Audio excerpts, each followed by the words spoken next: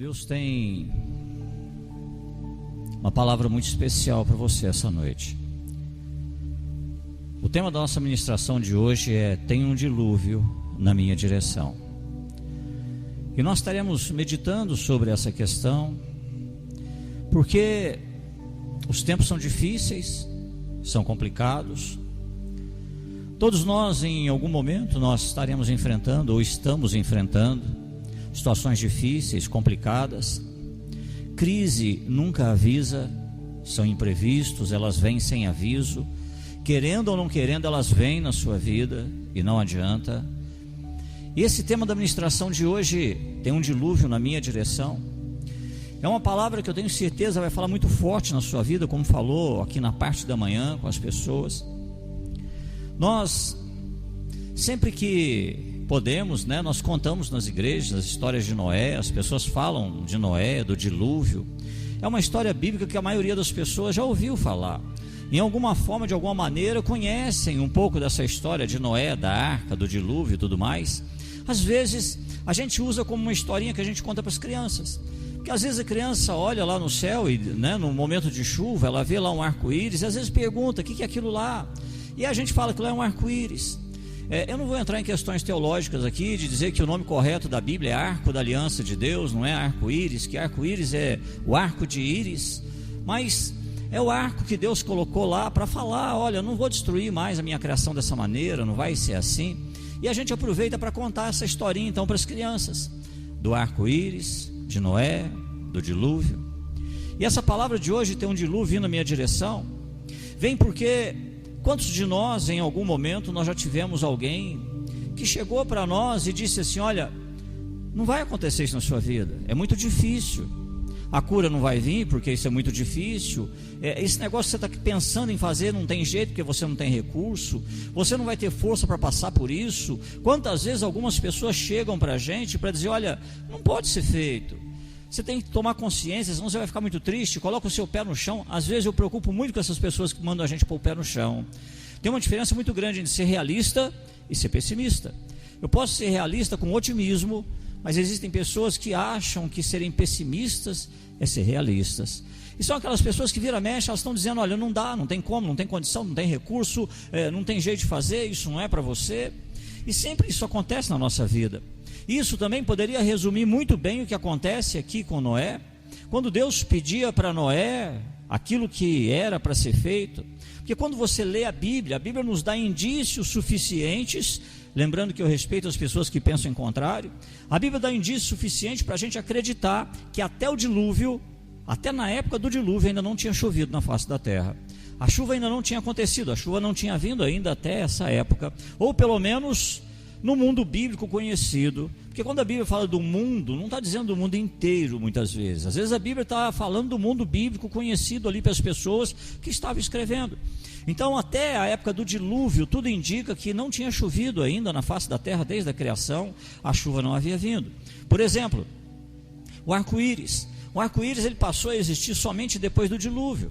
Lá em Gênesis capítulo 9, versículo 16, a palavra de Deus diz assim: Deus disse: estará o arco nas nuvens, e eu o verei para me lembrar da aliança eterna entre Deus e toda a alma vivente de toda a carne que está sobre a terra. O arco-íris, a gente sabe que não é nada mais do que a refração da luz do sol. Vem lá a chuva vem, faz aquela neblina de água, e de repente a luz do sol passa por ali. E o que essa água faz? Ela divide os raios solares nos seus tons das cores. O arco-íris é isso.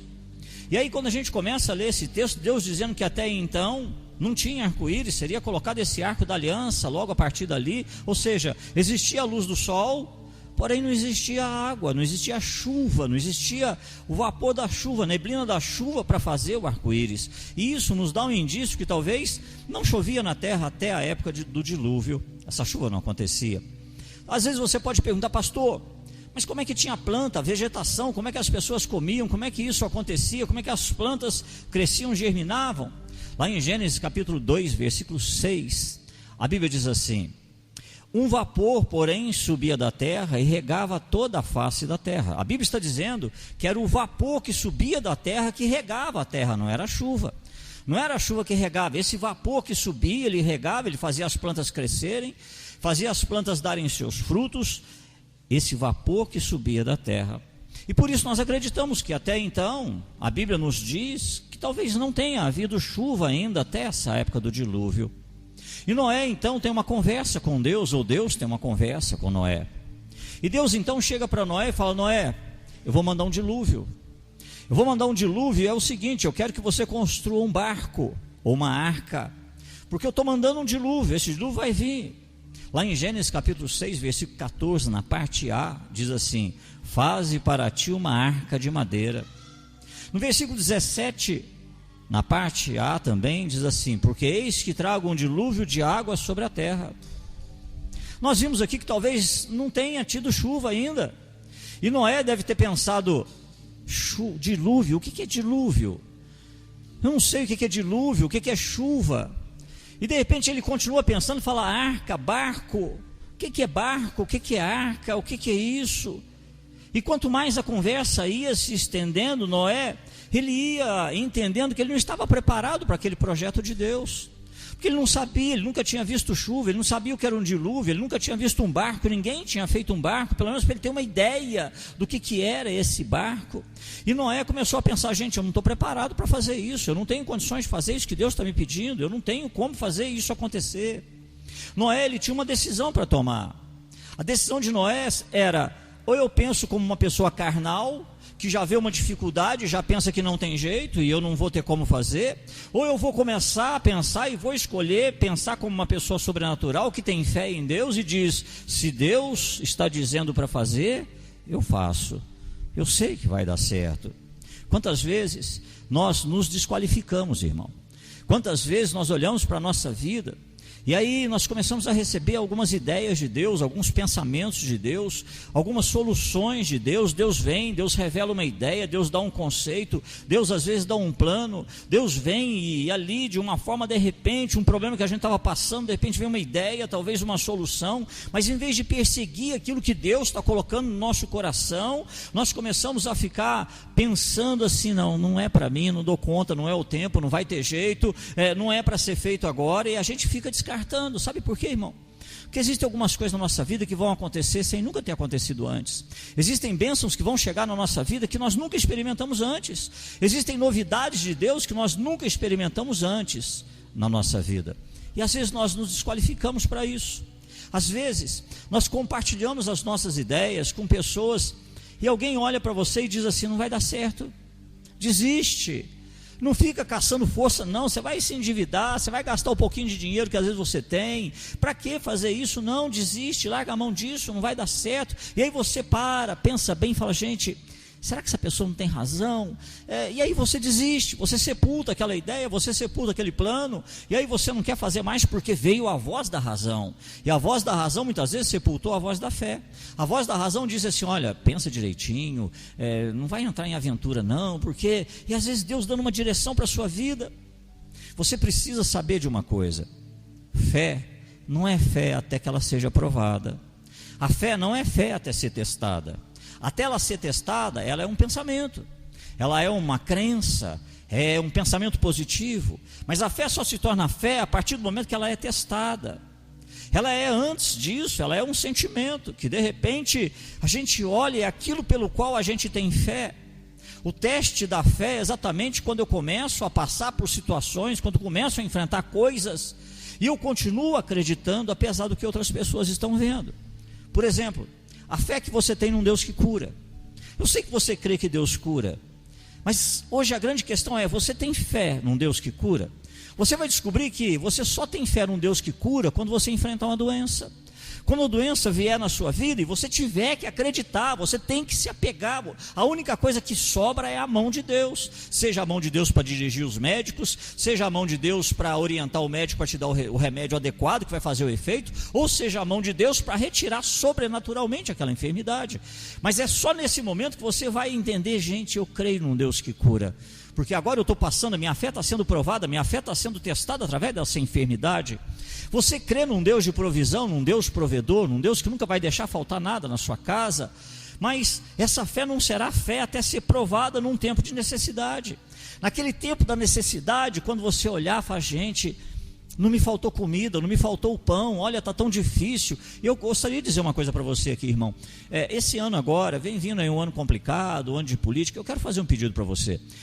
Não se envolva nessas coisas de, nossa, está tudo caro, está isso, está aquilo, está um absurdo, porque nós somos filhos de Deus.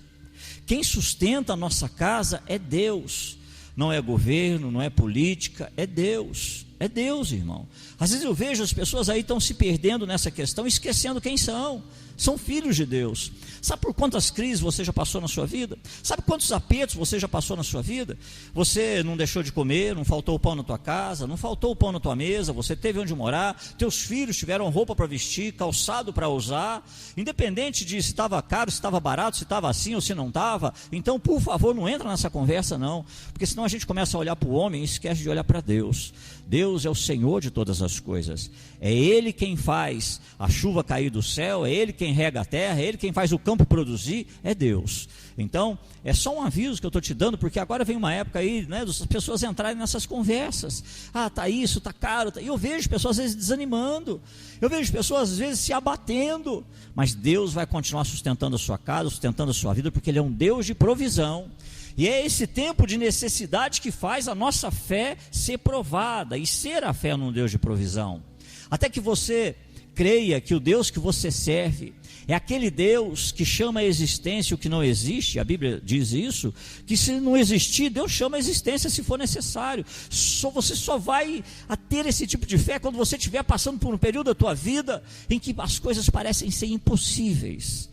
Ou Deus faz acontecer ou é impossível. É nesse momento que a tua fé vai ser uma fé num Deus todo-poderoso, que chama a existência aquilo que não existe ainda, que você não sabe de onde vai vir, coisas que você nunca pensou alcançar, de repente elas vêm e acontecem na sua vida. Você precisa ser uma daquelas pessoas que acostuma a dizer todos os dias, eu acredito em Deus, eu acredito na sabedoria de Deus, eu acredito no amor de Deus, eu acredito que Ele me ama, eu creio que Ele quer o melhor para a minha vida, eu acredito que a palavra dEle é a verdade, eu acredito que Deus é por mim, Ele não é contra mim. Eu acredito que foi esse Deus que me trouxe até aqui, foi esse Deus que me sustentou até aqui, foi a mão desse Deus que me livrou, me guardou, me alimentou, foi esse Deus, e eu acredito que os planos que Deus tem para a minha vida, eles vão se cumprir, todos eles vão se cumprir. Você tem que acostumar a ser assim, acreditar nesse Deus todos os dias, dizer para você mesmo o quanto você crê nesse Deus. A Bíblia diz lá em Gênesis capítulo 6, versículo 8, Noé, porém, achou graça aos olhos do Senhor. Algumas pessoas chegam até a dizer, não pastor, mas a Bíblia também está escrito que Noé era perfeito. Em Gênesis capítulo 6, versículo 9, na parte B, diz assim, Noé era justo e perfeito em suas gerações. Noé andava com Deus. O pessoal que está fazendo teologia aqui comigo, eu tenho falado muito sobre essas questões de interpretação bíblica, e eu pedi de manhã, o pessoal prestasse muita atenção. Sabe por quê? Porque às vezes algumas palavrinhas que tem no nosso português, a gente tem que parar para pensar nisso. Por exemplo, a palavra perfeita ou perfeito nesse texto, vem de uma palavra hebraica que é tamim.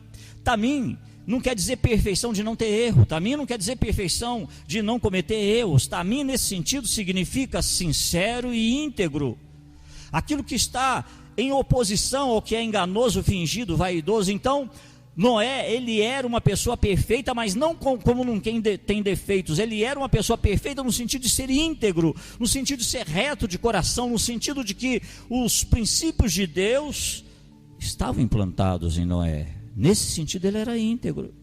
Isso para mim e para você é muito importante. Sabe por quê, irmão? Porque nos diz que os planos de Deus são para pessoas como eu e você, para pessoas que não são perfeitas, para pessoas como eu e você. O desejo de Deus desde o início de todas as coisas é a redenção do ser humano. E às vezes nós achamos que Deus, Ele só quer pessoas perfeitas.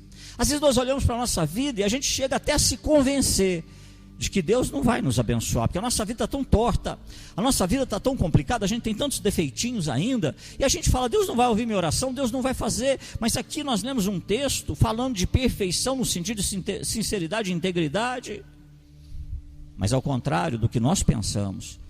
Deus sabe que não existe pessoa perfeita, Deus sabe que jamais existiu alguém perfeito, e jamais existirá um ser humano perfeito, muito ao contrário disso.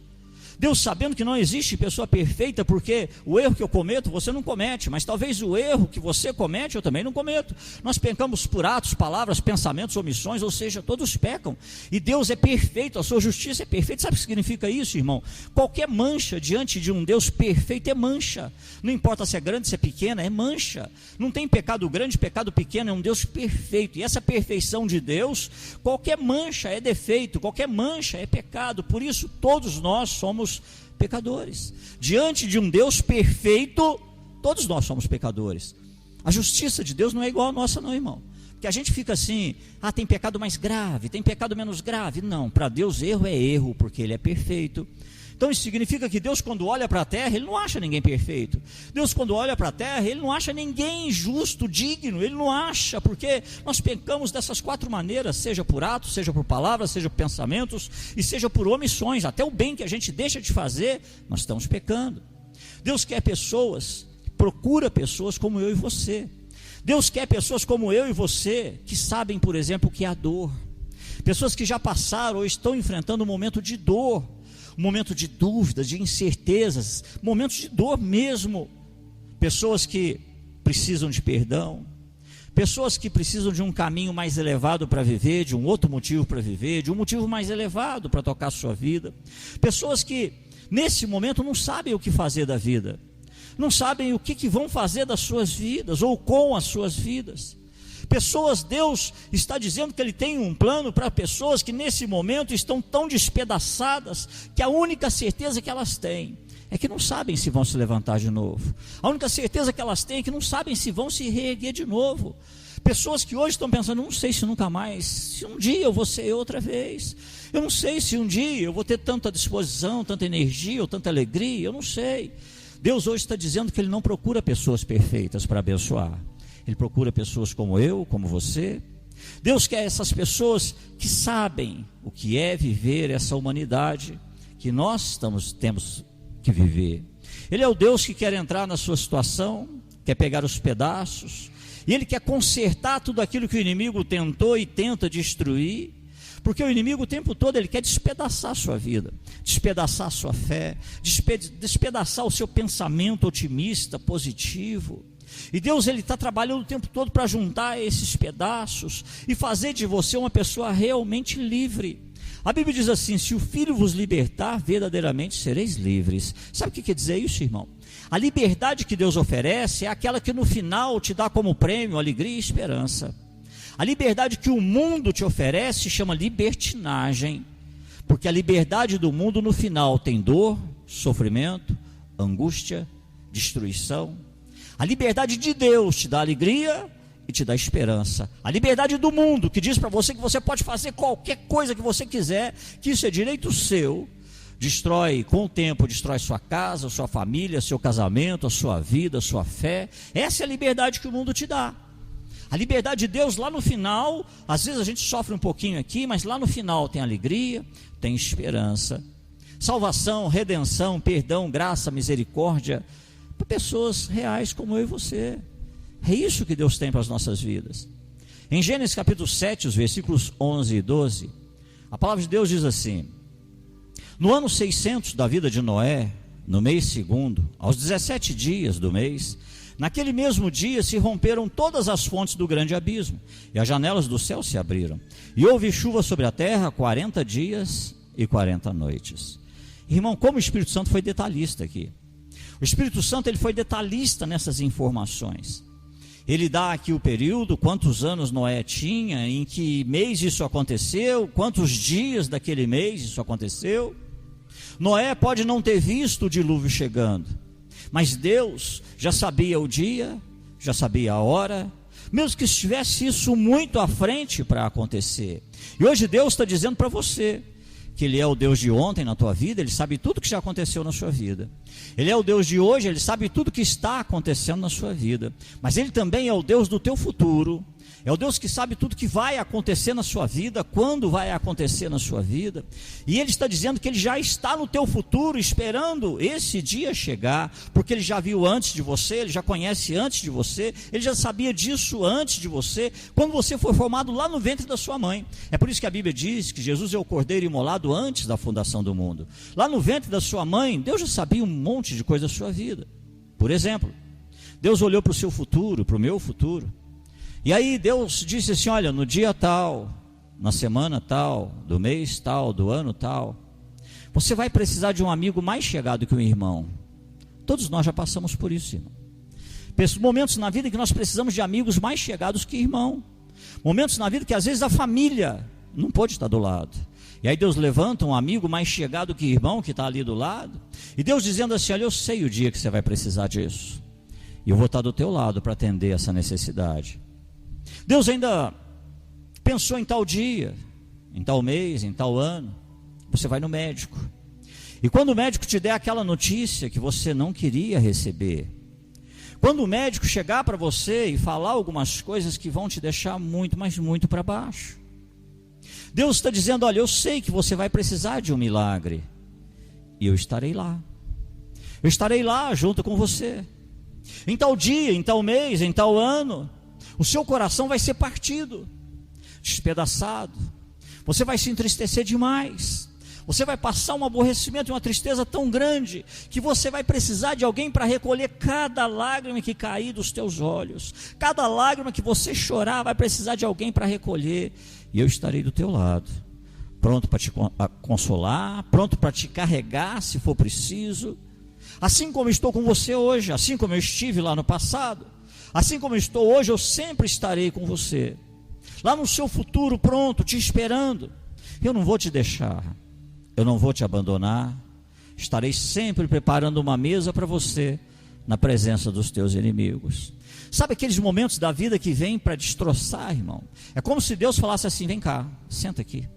Tem uma mesa para você, essa mesa aqui é para você. Seus inimigos estão ali, o leão está rugindo, a coisa está complicada, mas você vai assentar aqui, na presença deles, e você vai derrotar, e você vai ser alimentado por mim, cuidado por mim todos os dias. É esse Deus que já está no seu futuro. É esse Deus que já conhece os seus dias, já sabe tudo que vai acontecer na sua vida. É muito difícil, quando a rotina da vida começa a mudar, nós pregamos isso aqui no domingo. Nós falamos quando seus planos mudam, ou quando a vida muda seus planos, ou quando Deus muda seus planos. Como é complicado, irmão. E eu fico imaginando Noé entrando lá na sua casa. Hoje de manhã eu falava sobre o Dudu, porque o Dudu gosta de falar assim, né? E Noé entrando, falando, querida,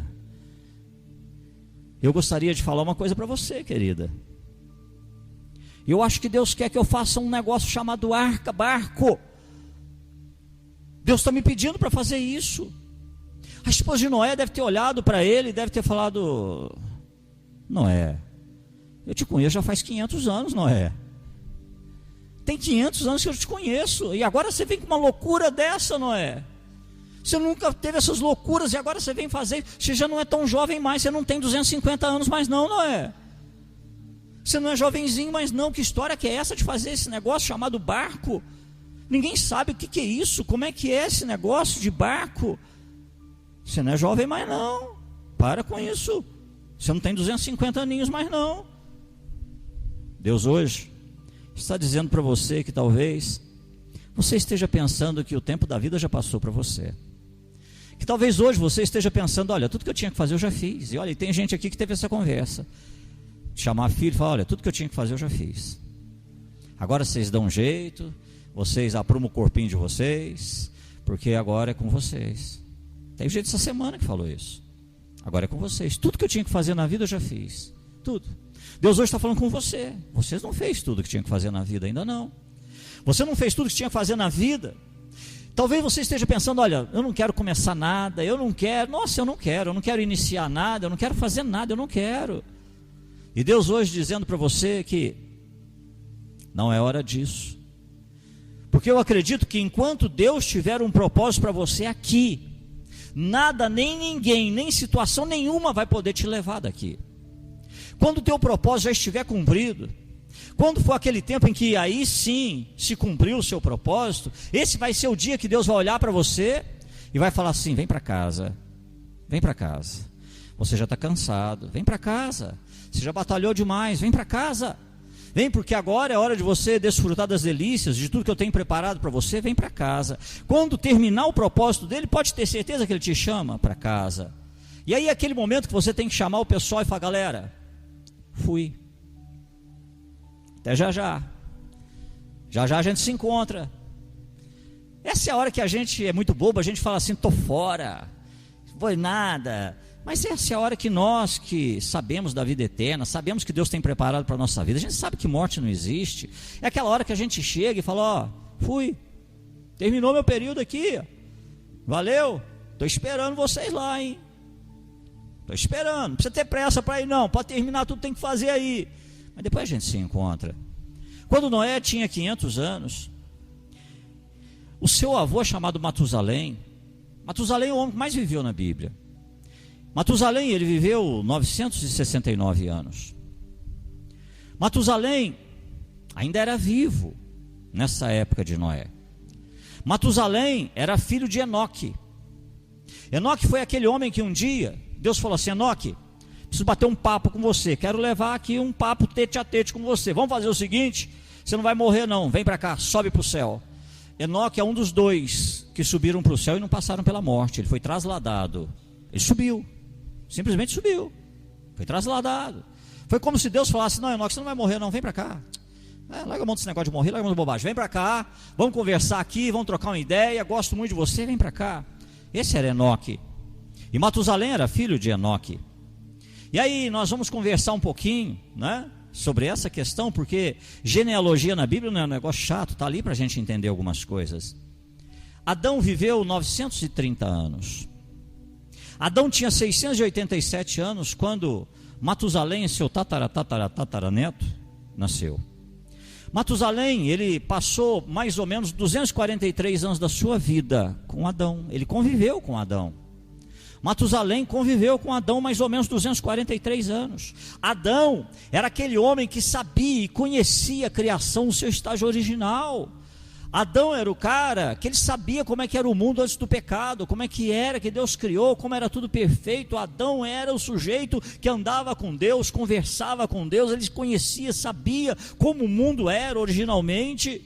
E talvez Adão tenha passado 243 anos contando para o seu neto, o jovem Matusalém, como era o mundo antes do pecado, como era Deus, como era andar com Deus, falar com Deus, como era a aparência de Deus, como era a voz de Deus. Talvez Adão, o tataravô, tenha comentado com seu neto. E sabe por que isso é importante, irmão? Porque o dia que Noé escuta essa história de Deus, de dilúvio e de arca, talvez Noé tenha pensado assim: poxa, eu vou conversar com o vovô. Porque o vovô, ele conviveu lá com Adão.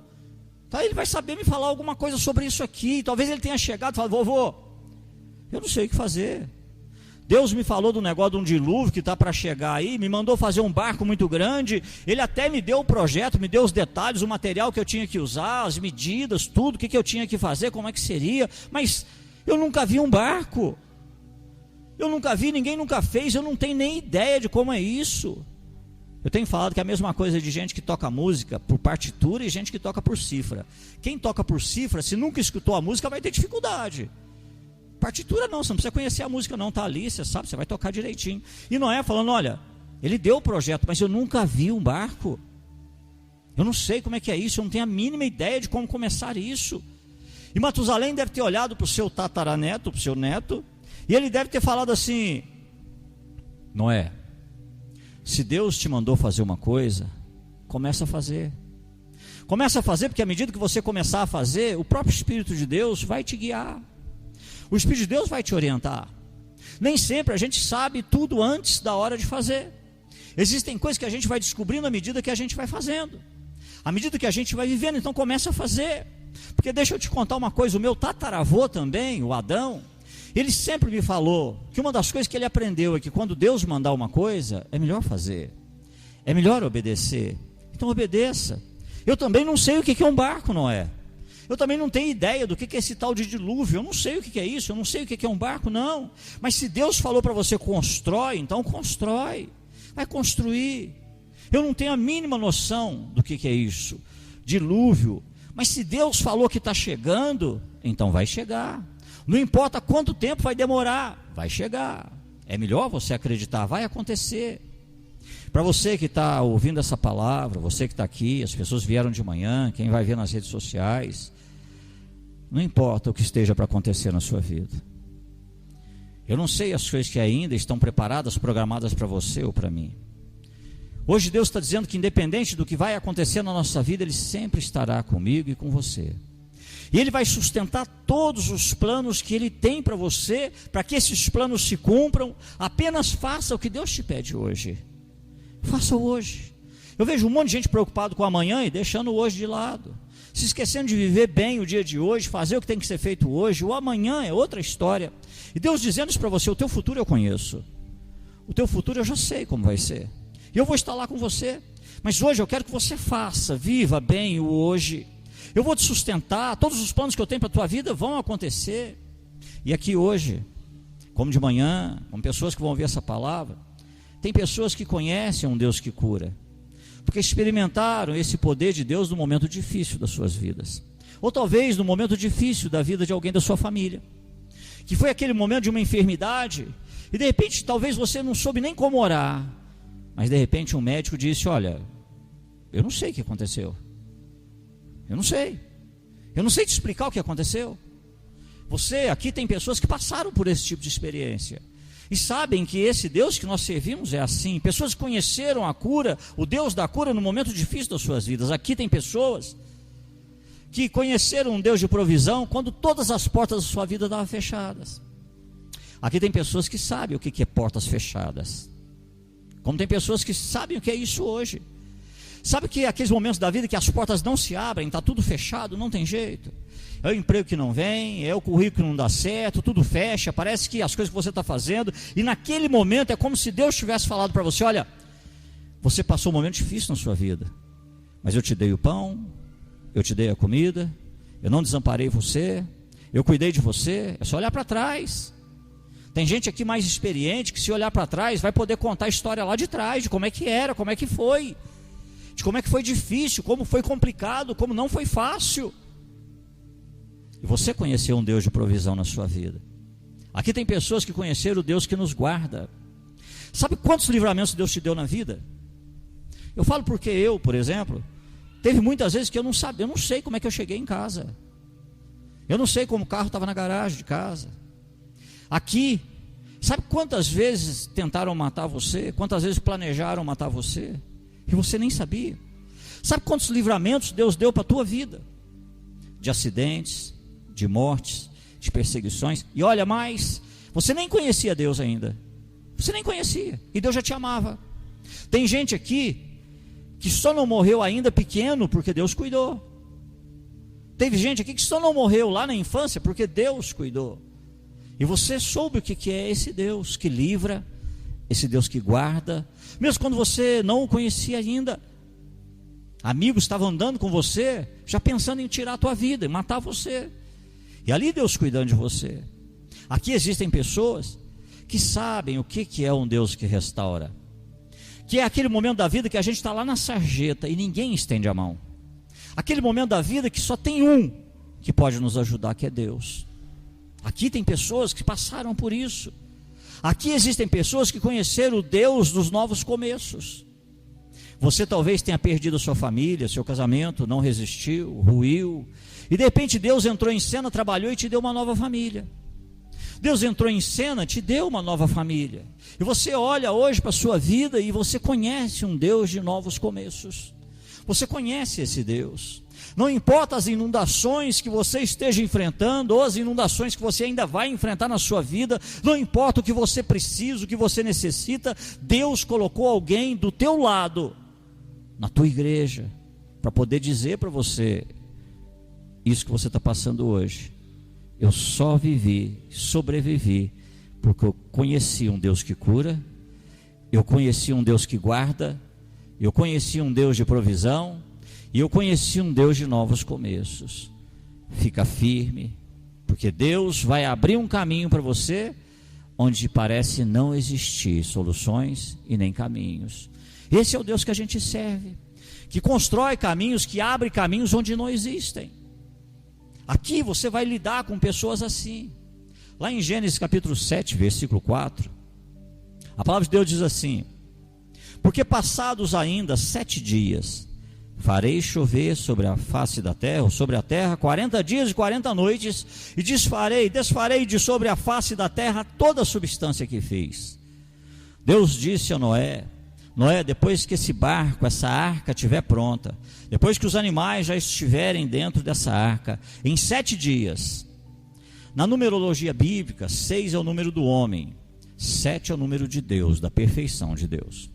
E Deus está dizendo assim: Noé, no meu tempo perfeito, o dilúvio virá. No meu tempo, que é o tempo perfeito, o dilúvio virá. Vai chover. Imagina Noé como se sentiu quando ele olhou lá no horizonte, viu aquelas nuvens se formando. E hoje talvez você esteja vendo nuvens se formando no horizonte da sua vida, mas sejam nuvens difíceis. Sejam nuvens de dificuldade, de lutas, de incertezas, de dúvidas. Hoje você olha para frente, você olha para o seu futuro e tem muita pergunta e quase nenhuma resposta ou nenhuma certeza. Mas no contexto da humanidade, eu quero fazer aqui um parêntese com você. Nós estamos para presenciar o maior evento da humanidade, do universo, que é a volta de Jesus. A Bíblia diz que na sua volta ele vai se manifestar do Oriente ao Ocidente como um corisco. Todos os olhos o verão. E ele vai voltar e vai colocar os seus pés no mesmo lugar de onde ele subiu. E aí perguntaram para ele: e por que eu estou fazendo isso aqui com você hoje? Para que você saiba ver os tempos de hoje. O que são os tempos de hoje? Lá em Mateus capítulo 24, os versículos de 3 a 8, Jesus disse assim: e estando assentado no Monte das Oliveiras, chegaram-se a ele os seus discípulos em particular, dizendo: dize-nos quando serão essas coisas, e que sinal haverá da tua vinda e do fim do mundo? E Jesus respondendo disse-lhes: acautelai-vos que ninguém vos engane, porque muitos virão em meu nome dizendo: eu sou o Cristo, e enganarão a muitos. E ouvireis de guerras e rumores de guerras. Olhai, não vos assusteis, porque é necessário que isto aconteça, mas ainda não é o fim. Porquanto se levantará nação contra nação, reino contra reino, haverá fome, pestes, terremotos em vários lugares. Mas todas essas coisas são o princípio das dores. Dá uma olhada nos tempos atuais, irmão. Falar de peste eu não preciso falar. Não preciso falar. E agora já tem mais outras chegando, e mais outras chegando, e mais outras chegando, produzidas em laboratório, estão chegando. Fome, não preciso falar. Tem país rico que as prateleiras do supermercado estão desabastecidas, que não tem produto para se comprar. Terremoto, dá uma olhadinha aí nesse mês passado, você vai ver alguns tsunamis aí, alerta de tsunamis que aconteceram. Guerra, nação contra nação. A gente está vendo aí a ameaça de guerra nuclear, se vai, se não vai, um mundo em suspense. O maior evento da humanidade está por acontecer. Esse é o princípio das dores. Tudo que está acontecendo apenas confirma que a Bíblia é verdadeira. Porque se só acontecessem as coisas boas que estão escritas na Bíblia, nós não poderíamos confiar em Deus. Só podemos confiar num Deus que sabe todas as coisas, as boas e as ruins. E é exatamente porque as coisas boas e as ruins estão acontecendo que nós podemos acreditar em Deus. Porque se uma dessas coisas que ele disse não acontecesse, nós não poderíamos chamar de Deus e nem confiar nele. Eu não sei que tipo de dilúvio, que tipo de enchente, inundação você está passando na sua vida. Mas seja qual for essa situação da tua vida hoje, levanta a tua cabeça e creia. Acredite que Deus já está preparando e abrindo um caminho para você, onde parece não haver maneira de você vencer. Levante a cabeça e agradeça todos os dias, porque o nosso Deus é um Deus que cura, é um Deus que livra, é um Deus que liberta, é um Deus de provisão. Esse Deus que você serve é o Deus que é a tua bandeira no meio da sua guerra. É o Deus que é a bandeira do teu exército. É o Deus que já ordenou anjos para abençoar a sua vida. Agradeça a Deus todos os dias.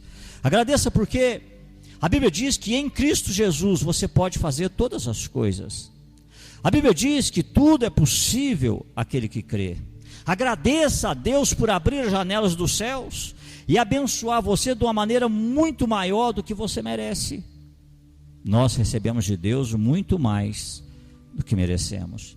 Por piores e mais negras que sejam essas nuvens que estejam no horizonte da sua vida, você também verá a bondade desse Deus na sua vida. Diante dessas lutas que você está enfrentando, você tem a primeira opção, que é se desesperar e agir como pessoas que não têm Deus. Ou você pode olhar e dizer: eu tenho um Deus sobre a minha vida, e eu sei que esse Deus vai cuidar da minha vida, e eu sei que esse Deus estará comigo todos os dias, eu sei que Deus cuidará, eu sei que Ele se preocupa e Ele me ama. Não importa o que esteja acontecendo na sua casa, na sua família, no seu trabalho, há um Deus sobre a sua vida. Não importa quantas pessoas estão tentando destruir você nesse momento, há um Deus sobre a sua vida. Se você chegou a um ponto em que não há mais nada a ser feito, ainda existe uma última e única escolha que você deve fazer: deixar Deus ser Deus na sua vida. Às vezes nós até acreditamos em Deus, mas não deixamos Ele ser Deus na nossa vida. Não deixamos Ele dirigir a nossa vida. Não olhamos o que Ele quer da nossa vida. Talvez agora as coisas estejam muito complicadas e a única coisa que Deus está dizendo para você: me deixa ser Deus na sua vida. Aceita que eu seja Deus na sua vida. E aí Ele enviará anjos adiante de você, no meio da sua batalha, porque você não está indefeso nessa luta. Se você pudesse enxergar a quantidade de anjos que estão aqui, a quantidade de anjos que Deus ordena para acompanharem você, se você pudesse enxergar anjos que Deus ordena para guardar o teu sono à noite, permita que Deus seja o Deus da tua vida. Você pode dizer e acreditar que o seu Deus é o seu escudo e a sua fortaleza. Ele é o seu abrigo, e Ele sabe exatamente o que você precisa dele neste momento da sua vida. Noé teve que construir uma arca. Nós recebemos de presente de Deus a arca da nossa salvação, que é Cristo Jesus. É dom gratuito de Deus. Pastor, eu estou no meio de uma enchente hoje, e eu preciso da força de Deus para passar por isso. Talvez seja uma questão na área física muito difícil, uma enfermidade muito complicada, difícil. Talvez seja uma dificílima questão financeira, emocional, ou talvez uma dificílima questão espiritual, ou uma dificílima questão familiar, algo que esteja totalmente fora do teu controle, algo que esteja preocupando você. Mas agora, quando a gente for orar,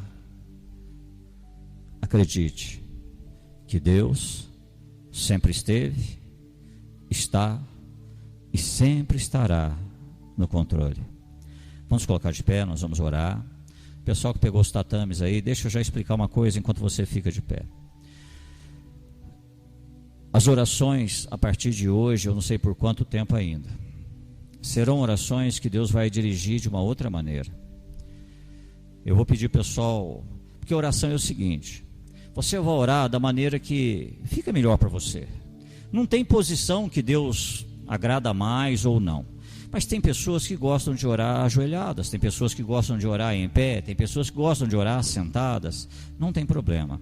Eu pedi o pessoal estar distribuindo uns tatames aí, para quem quiser se ajoelhar nesse momento da intercessão, porque eu também vou me ajoelhar. Porque nós estaremos iniciando um processo de oração, que nem sempre vai ser somente pela sua vida. Talvez quando você estiver orando agora, Deus vai estar colocando no seu coração alguém da tua casa, da tua família, que precisa muito de um milagre. Talvez esse momento da tua vida você nem esteja passando tanta dificuldade assim, mas Deus vai colocar no teu coração alguém que precisa de um milagre. E nós estaremos orando. Então agora você que pegou o seu tatame, quiser ajoelhar, a sua cadeira está aí, vire aí para o lado da sua cadeira, pode se apoiar na cadeira. Você que quiser orar em pé, fique à vontade. Mas nós estaremos agora orando, clamando a Deus pela graça e pela misericórdia do Senhor.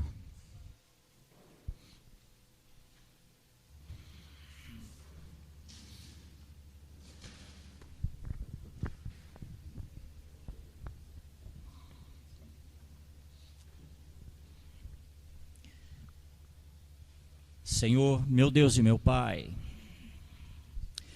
Deus, essa palavra que vem nessa noite para as nossas vidas, para a minha vida, Deus, é uma palavra que me chama, que me desperta, meu Deus, porque as nuvens que estão no meu horizonte são escuras, dão medo. Deus, eu olho para a minha vida e eu fico me perguntando se um dia essa agonia vai terminar, esse sofrimento vai passar, essa doença vai ser curada, esse vício vai ser retirado de dentro da minha casa. Deus, eu não tenho conseguido dormir, eu não tenho paz para dormir. Deus, eu olho e de repente eu me pego chorando, triste. Não consigo mais, Senhor, sentir aquela alegria na minha vida. Alegria que um dia eu tive, eu não consigo mais ter. É preocupação dia e noite. Deus, eu já não sei mais o que é felicidade. Deus, eu não sei mais o que é ser feliz, alegre. Porque esse dilúvio veio e alcançou a minha vida, Senhor.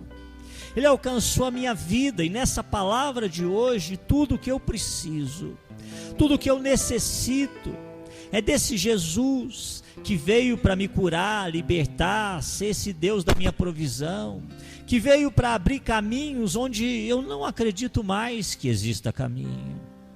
Meu Deus, e agora eu gostaria de falar com você, se Deus estiver colocando alguém, algum parente seu, comece uma oração, uma campanha de oração por essa pessoa, que talvez essa pessoa agora não tenha ninguém para orar por ela, talvez agora ela esteja lá isolada, e o diabo trabalhando na vida dessa pessoa, e Deus agora está colocando ela no seu coração. Talvez você esteja aqui, e esse não é o momento da sua vida de dificuldade, mas é a dificuldade na vida de alguém que você ama. Talvez um colega de trabalho, alguém da sua família, alguém que você conhece. Ore por essa pessoa. Coloque um propósito de oração, de vir nos cultos, de orar, interceder mesmo por essa pessoa. Meu Deus, o sofrimento tem visitado, Senhor, as pessoas. O sofrimento tem se tornado o morador das nossas casas, das nossas famílias. Meu Deus, é tanto medo com relação ao amanhã, ao futuro, que nós já não sabemos mais o que fazer, como fazer. E eu te confesso, Deus, eu te confesso que eu só hoje estou aqui. Eu te confesso que o Senhor é a última coisa que eu tenho. E hoje eu descobri que é a única coisa que eu tenho. Eu quero que o Senhor seja o Deus da minha vida. Eu quero que o Senhor seja o Deus da minha vida, porque tudo que eu mais preciso agora é de um milagre. Tudo que eu mais preciso agora, nesse momento da minha vida, é que o Senhor construa um caminho onde ele não existe. Meu Deus, o meu travesseiro amanhece molhado pelas lágrimas. Senhor, todos os dias eu olho para o meu filho e eu fico pensando se vou dar conta de criar, de cuidar. Deus, eu olho para o meu coração e é tanto sofrimento, é tanta dor, é tanta luta. Eu olho para a minha saúde, meu Deus, e essa doença que não vai embora, eu já orei e ela não sai, ela não vai embora. Meu Deus, é esse vício que ainda visita a minha casa. Esse vício que ainda está sobre a vida do meu marido, da minha esposa, do meu filho, do meu pai, da minha mãe. É esse vício que eu estou vendo consumir essa vida, meu Deus. Eu olho essa vida sendo consumida por esse vício. Eu vejo esse vício acabando, meu Deus, com a vida de alguém que eu amo, deixando essa pessoa irreconhecível, meu Deus, fazendo com que eu não consiga nem mais me relacionar, nem mais conversar. E eu te falo, Senhor, eu acho que eu não consigo nem mais amar, meu Deus. Mas nessa noite, Senhor, eu levanto um clamor, porque quem tenho eu nos céus, além de Ti? E na terra também, Senhor. Deus, eu creio no milagre.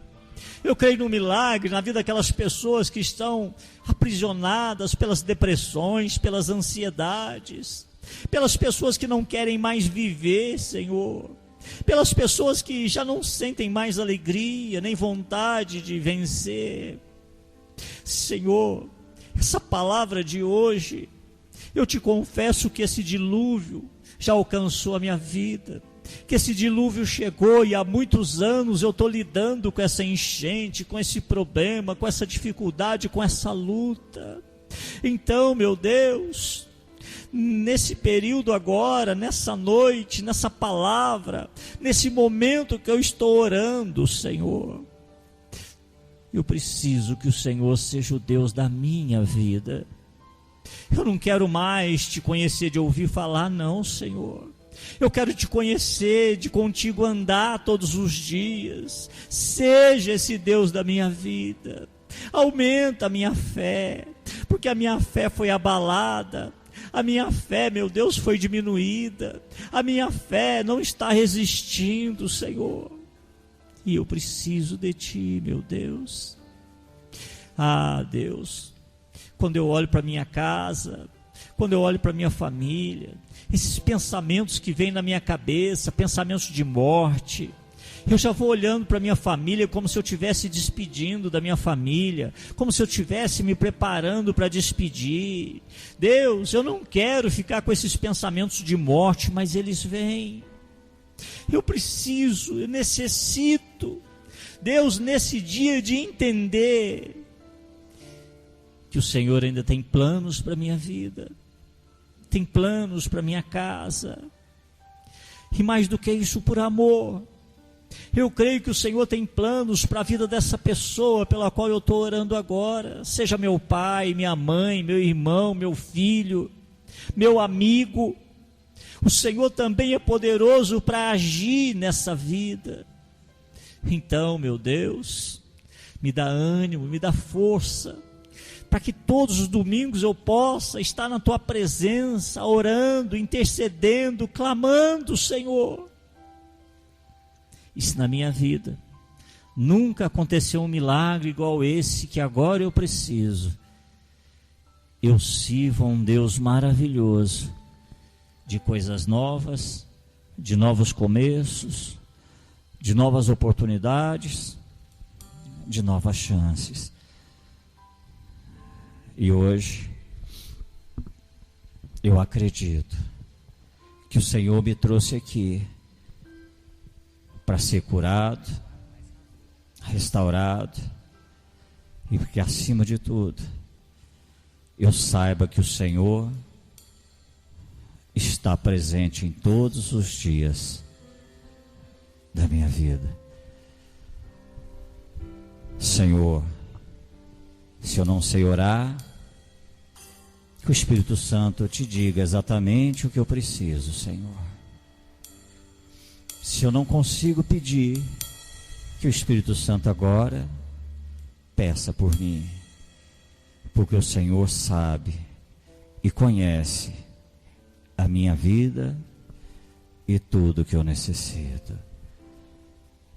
Seja o Deus da minha vida, Senhor.